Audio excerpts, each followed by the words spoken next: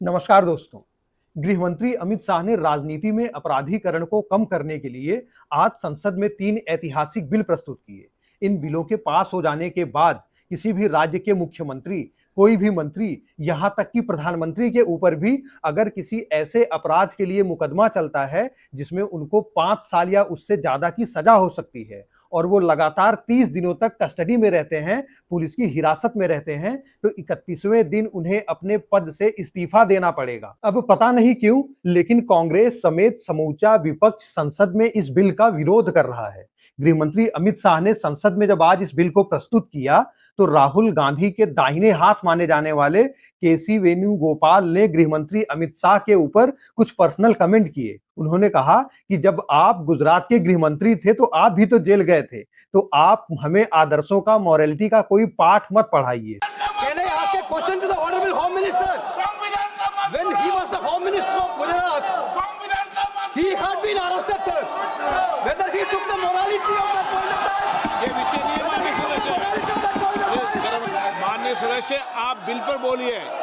आप 72 के नियम के तहत बोलिए। सर, दिस नियम है, आपका डायरेक्शन है। 19 आप 72 नियम के तहत बोलिए।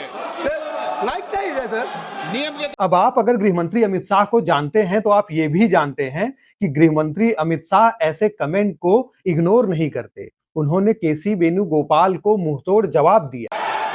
मुझ पर झूठे आरोप लगाए, तब अरेस्ट होने के पहले मैंने नैतिकता के मूल्यों का हवाला देकर इस्तीफा भी दिया और जब तक मैं कोर्ट से निर्देश नहीं हुआ, कोई संविधान पद मैंने स्वीकार नहीं किया। ये क्या सिखाते हैं नैतिकता में?